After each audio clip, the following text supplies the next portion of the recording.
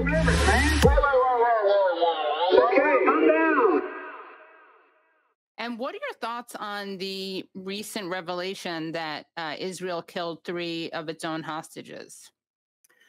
Yes, I mean, that's the reason this is a real story and so on is because they were Israelis. Right. You know, they were Israelis. They took out their shirts. They raised a white flag. Palestinians do this all the time, and they get killed.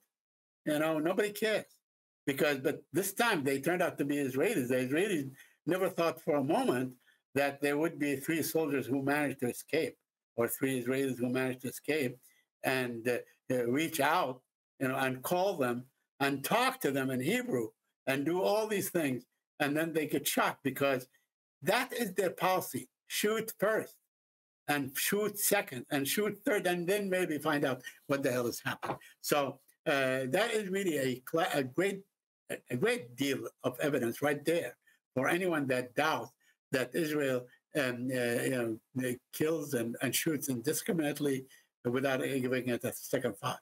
I would like to think that maybe that would reach people. I mean, it's horrible that it happened, but I think to myself, well, will people who only care about Jews maybe start caring? But no, I've seen people offer very creative excuses for that too. Like, oh, well, that's because Hamas wears civilian clothes.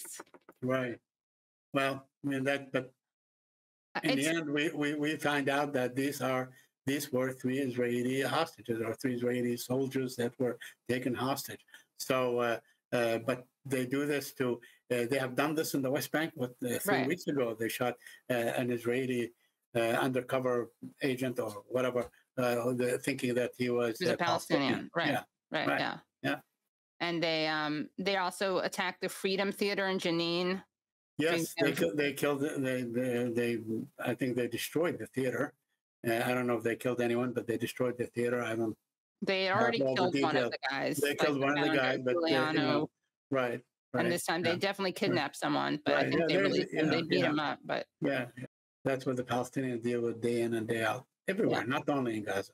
What are your thoughts on what's happening? What Yemen is doing right now? Well, I mean, you know, look, there's a great deal of frustration and elements of feeling of helplessness among people that see what is happening to the Palestinians, and they cannot do anything about it. You know, whether it's by design, like the governments of the region, whether it's Egypt or the Gulf, the oil Gulf kingdoms, and so on.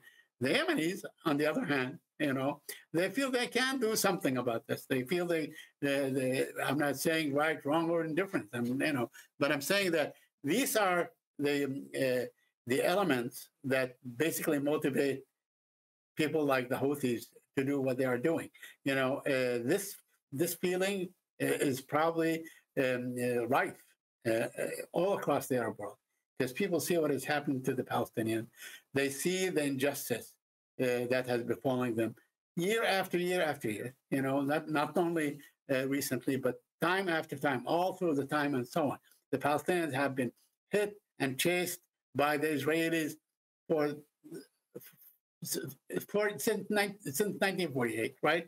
At least. So we you know, so they see this, and they see that their governments either collaborators with you know, Israel's major benefactor, the United States of America, and you know, they have agreements with it and so on, and all these things are unable to do anything. You know, Jordanians feel the same way. If you listen to the tone that the Jordanian foreign minister, for instance, you know, Ayman Safadi, speaks. He speaks with a great deal of frustration. He expresses all these sentiments that are boiling. And I think ultimately we will see probably in many places what we see happening in Yemen.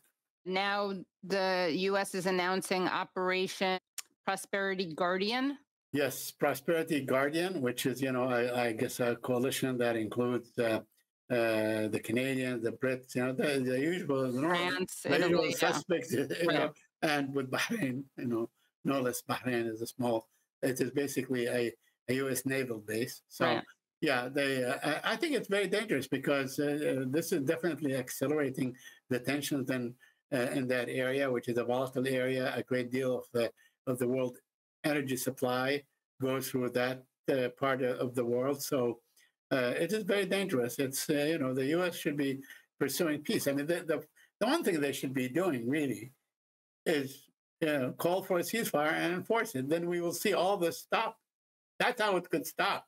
Not by, when you say we want to keep the war contained, look at the elements that may actually spark it beyond its current geography.